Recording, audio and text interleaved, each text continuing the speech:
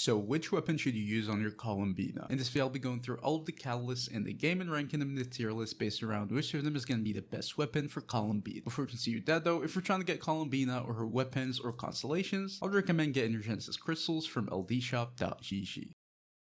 LDshop is a cheap, fast, and safe game top-up website that offers top-ups for many games, including Genshin Impact. As you guys can see here, these are the offers they have for Genshin, and all of them are cheaper than the official game store, up to 30% cheaper. For example, you can see that 3,280 Genesis crystals offer. It costs $50 on the official game store, but it only costs $37.39 on LDshop. That's $12.61 or more than 25% saved just by using LDshop. They also have many other things like bundles, character outfits, Welkins, and stuff like that. When you want to buy, you just want to click on the offer you want to choose. For example, I'm going to buy the 300 Genesis crystals offer. You just need to enter your server region and user ID. Obviously make sure they're right. Then you just want to click on top up, choose your payment method, enter your details and pay. And shortly after that, you're just going to get the Genesis crystals on your account. And right now, if you use my link, you can get a 15% off coupon, also an extra 5% off. That can save you up to $50. They also have more cool things on the website. For example, if you spend more than $80 in a month, you can win a free Welkin. Just go check it out yourself. Click the link in the description or the pinned comment and top up now. Alright, so back to the video. First of all, let's explain what does she need on a weapon, so we understand based around what we're going to be ranking these weapons. The main stat she's going to be scaling with is going to be HP, so HP is definitely going to be the priority you'd want to go for on your weapon in general. It's just a flat stat really. I know it's pretty easy to get it from like artifact substats and stuff like that, but it's also going to be pretty good on your weapon. It doesn't necessarily need to be a full like substat, but getting some HP from your weapon is definitely going to be pretty good and appreciated. It's just going to help out your kit in basically every single angle, so you definitely want to get HP on your weapon. The second thing you'd want to go for on your weapon is probably going to be energy recharge. Even though her burst is not super expensive, but in a lot of teams she might struggle a little bit with energy and she might have some pretty serious energy recharge requirements, so weapons that can help you out with energy a little bit are going to be pretty decent. The second thing you'd want to go for is probably going to be crit. Probably crit damage first and then crit rate. She already scales with crit rate, so if you have a crit rate weapon, it's probably going to be pretty easy to overcap on crit rate and you don't want that. So crit damage is going to be much more valuable than crit rate in my opinion, but crit rate is not going to be bad too on a weapon. You just want to make sure you don't overcap, or even if you do, you just want to make sure you don't overcap by like a long shot, but crit damage is obviously going to be the better option here. And then finally, elemental mastery is not going to be bad too. Usually you don't want a lot of elemental mastery on her, but she's definitely going to also benefit from it. So if there's a weapon that can give you some elemental mastery, it might also be pretty decent, even though it's not a priority. So in terms of stats, that's probably it. Obviously weapons that can give you like lunar damage bonus and stuff like that are going to be super good, but that's pretty rare and it's not really a stat on its own, so we're just going to see it case by case in the weapons in this video. But in terms of like general weapons, those are the stats you'd want to go for. Alright, so starting off with the tier list, first of all, with the 3-star weapons. Since she doesn't care about the base attack or anything like that, some of these might be pretty decent. First of all, we have the Magic Guide. It's just elemental mastery and it can increase the damage against opponents affected by Hydra or Electro. It's not terrible, but it's just elemental mastery basically, so I'll probably keep it like high C tier. It's definitely not like the perfect weapon, and even elemental mastery doesn't really give you that much, so if you want an elemental mastery stat stick, you probably have better options. Thrill and Tails is going to give you some HP, and then it can give attack to the next character you switch to on the field, so it's pretty much just HP and HP stat stick, and then it can potentially buff the character if they need HP and if you time it correctly, so it's not going to be a bad weapon. I think it's an average weapon. I'd probably keep it at B tier. Otherworldly Story, it's just energy recharge and just some healing for you.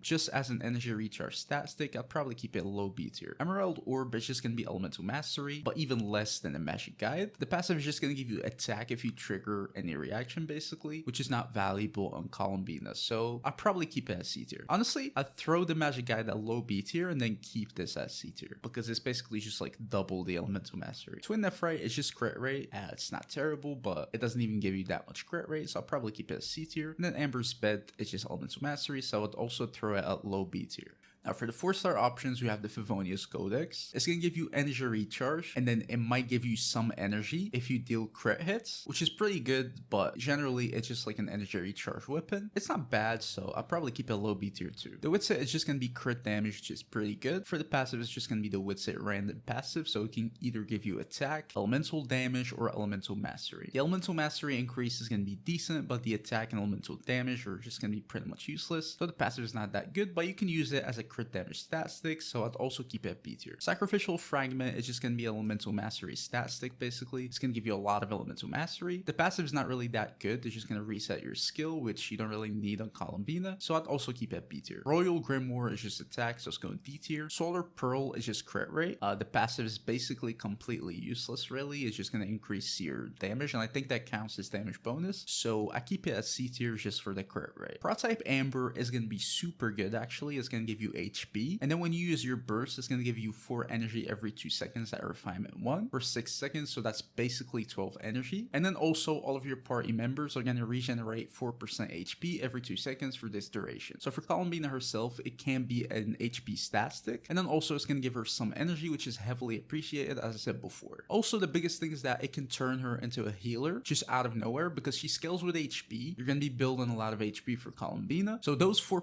HP are going to matter a lot. It's going to be pretty decent healing. It's basically a 12% HP heal, which can be heavily appreciated. It just opens up a whole new like functionality for Columbina, and especially if you want to play her in teams or having a healer is going to be a little awkward, you can just use Columbina as a sustain with this weapon and leave the 4th slot for another like sub DPS or support or somebody like that. So it's definitely going to be a pretty good weapon, and it can even open up a lot of teams for you, which is pretty rare to see on a weapon, so I definitely put it at S tier. I think Prototype Amber is definitely one of the best weapons you can use on Columbina. Now if you already use a healer with her on a team, then it's probably going to be a little less valuable, maybe like A tier. This is mainly just going to be an HP and energy stat stick, but with full functionality, if you want to use Columbina as a sustain, which this weapon allows you to, then it's definitely going to be an S tier weapon. Mappa Mare, it's just going to be elemental mastery, it's like C tier. Blackcliff Gate, it's just a crit damage stat stick basically, so I'll probably keep it a low B tier. I have Perception is just attack, so it's D tier. Wine and Song is just energy recharge,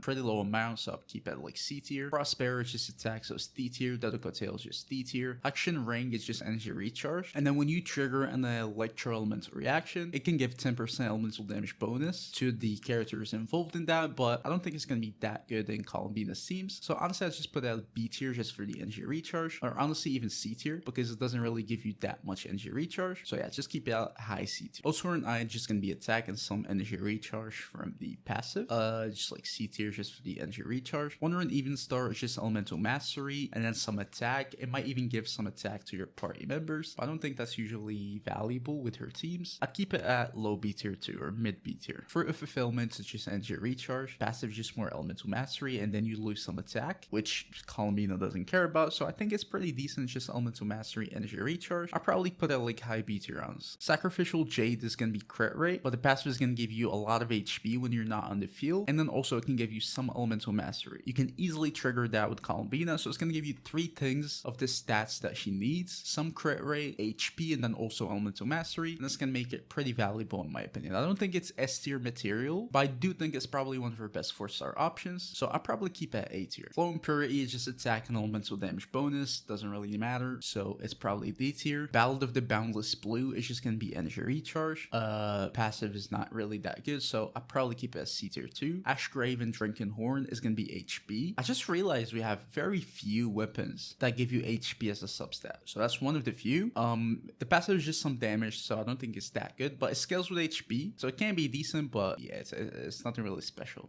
It's basically just an HP stat stick, so I just keep it at B tier, maybe high B tier, but yeah, it's B tier. Wave Riding Whirl is just gonna give you a lot of energy recharge from the substat, and then the passive is gonna give you HP after you use your elemental skill, which is pretty good. And then for every hydro on your party, your max HP is gonna be increased by another 12%. So usually you have Columbina, which she's hydro, so I think this weapon can at least give you 32% HP plus like 60% energy recharge, so I do think it's gonna be pretty good. I'll probably keep it a low A tier too. It's gonna give you HP as a substat, which is pretty good. The passive is just going to increase your normal attacks damage, which is kind of useless on Columbina, so it count as just like an HP stat stick. I'd also keep it at B tier. Etherlight Spin the Loot, it's just going to be energy recharge and then some elemental mastery. I'd probably keep it a high B tier. It's pretty decent. Black Marrow Lantern is just going to be elemental mastery. The passive can increase your Lunar Bloom damage, so if you're using her in like Lunar Bloom teams, this weapon can definitely be A tier, but in general for Fiorina, I just keep it at B tier because outside of Lunar Lunar Bloom, it's not really going to be that good. So yeah, keep it high B tier, just as like an elemental mastery stat stick, but for Lunar Bloom teams, it can definitely be A tier. And for the final 4-star weapons, we have the Dawn and Frost. Crit damage is a substat, which is pretty good, and then the passive can give you some elemental mastery. You'll need to charge attack, so it can be a little uncomfortable, but you probably can do it pretty quickly with Columbina. And then also after you use your elemental skill, you can get more elemental mastery. So as a total, this weapon can give you 120 elemental mastery with like 55% crit damage, and that's gonna be super good in my opinion. I'd keep it a low A tier, honestly. I think it's pretty good.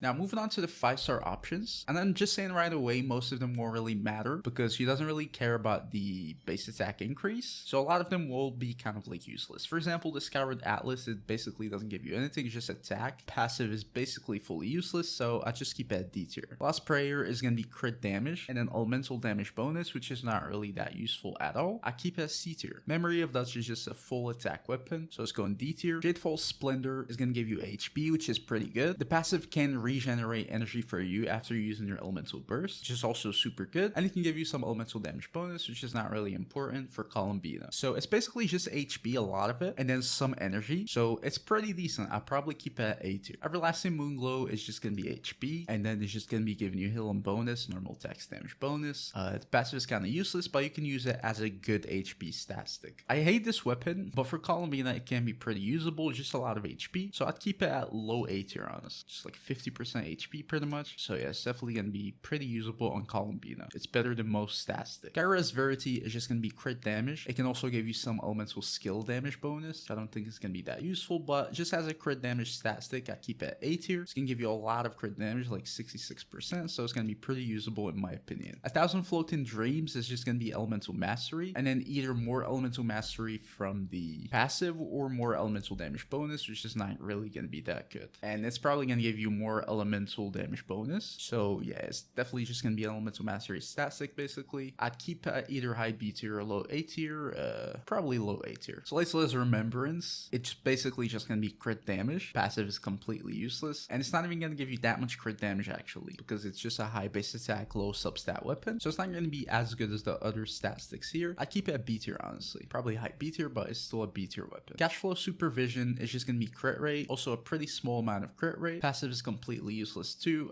keep at B tier too. Dome of the Eternal Flow is just gonna be crit damage, also a lot of it. It's the most crit damage you'll ever get from any weapon. It can also increase your HP by 16% from the passive. The rest of the passive needs your HP to increase or decrease, which is not always available, so I wouldn't really say it's gonna be that reliable. But if you could, then you can get 8 energy, but you probably can't. You probably wouldn't be able to, especially because you're playing her off field, so you're probably gonna keep full HP for her unless you get hit and then use a healer, but I wouldn't count it. So in my head, this weapon is just gonna give you a huge amount of crit damage and then 16% HP, which is still pretty good by the way. I'd keep it either low S tier or high A tier. I'd keep it low S tier. I think it deserves it. It's just gonna give you a lot of the stuff you need. A lot of crit damage, which is pretty valuable, and then some HP, which is pretty good too. And potentially some energy if you could trigger the rest of the passive. Crane's Echo and Call attack on D tier. Surf's Up is basically the same as the Tome of the Eternal Flow. It's just gonna be crit damage, 88% crit damage, just super good. And then even more HP because it's going to give you 20% HP from the passive. The rest of the passive is just whatever, but I'd also keep it next to the Tome of the Eternal Flow. I'd keep it S tier. I think it's pretty good. Starcaller's Watch is basically just a huge elemental mastery stat stick. It's going to give you like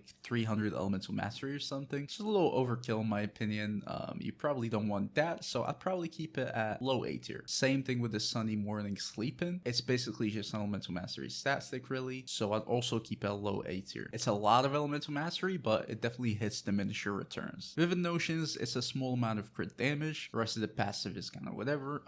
Probably just A tier, just for the crit damage, or B tier. I'm not sure. It's either A or B tier. It's just a crit damage stat stick. Lightweaver's Looking Glass is just gonna be elemental mastery. And if you're playing Columbina and Lunar Bloom teams with this weapon, it can also increase the Lunar Bloom damage for the rest of your party members by quite a bit. So it's gonna be pretty good in Lunar Bloom teams. But honestly, I don't see it as a weapon for Columbina herself. If you have this weapon and you'd want Lunar Bloom teams, then you probably should have Lauma, and you should use this weapon on Lauma instead. But if you're using Columbina in a Lunar Bloom team without Lauma, I guess this weapon is gonna work too. So in Lunar Bloom teams, I'd keep this weapon at like S tier probably, because it's gonna boost the team's damage by a lot. If not, it's just gonna be an Elemental Mastery stat stick, so I'd keep it at like low A tier. So I just keep it at the middle, I just keep it at mid A tier. But in Lunar Bloom teams, it can definitely be an S tier weapon for sure. We have the Reliquary of Truth, a huge crit damage increase and then a small crit rate increase, which is perfect for Columbina. It's also gonna give you 80 Elemental Mastery, which is super good. If you deal Lunar Bloom damage, it can give you even more crit damage and also increase the crit damage and Elemental Mastery you gain, which is super good. So honestly, I do think this weapon is gonna be an S tier weapon. I'd keep it a low S tier, but in Lunar Bloom teams specifically, it's probably gonna be higher, like super high A tier, maybe the second best. But even outside of Lunar Bloom teams, it's still gonna be pretty valuable. A lot of crit damage and then some crit rate and Elemental Mastery is definitely a good variety of stats, and it's as good as it gets. So honestly, I'd keep it at like the second weapon in S tier probably. So yeah, it's definitely a pretty good weapon for Columbina. And then finally, we have her signature weapon, Nocturnus Curtain Cold. It's gonna give you a lot of crit damage, and then it's gonna give you 10% HP. It's also gonna help you out energy, which is pretty good. And then it's also gonna increase your crit damage from lunar reactions damage by 60%, which is super good. It takes out a lot of things. It's just huge amounts of crit damage, which is gonna increase your damage by a lot, and then some HP increase, and also a lot of energy. So it's definitely the perfect weapon for Columbina, so I would leave it at top of S tier. I don't think it's a necessary weapon, honestly, but it's definitely pretty good for Columbina. But yeah, as you guys can see here, a lot of weapons can work for her, maybe not perfectly, but she does need a lot of things that she can probably take use in most weapons. You just need to like adjust your artifacts based on your weapon. So for example, if you're using a crit damage weapon, you probably want to get a little less crit damage on your artifacts and then focus on HP and so on. So in my opinion, she's pretty versatile with weapons. Maybe not all of them are going to be the best weapons, but as you can see here, B tier is just going to be full. All of these weapons can be usable as long as you tweak your artifacts to be complementary to what you have on your weapon. You can definitely use a lot of variety of weapons on. But yeah, that was the video, guys. If you enjoyed it, please don't forget to leave a like, subscribe to the channel. I'll see you guys in the next video.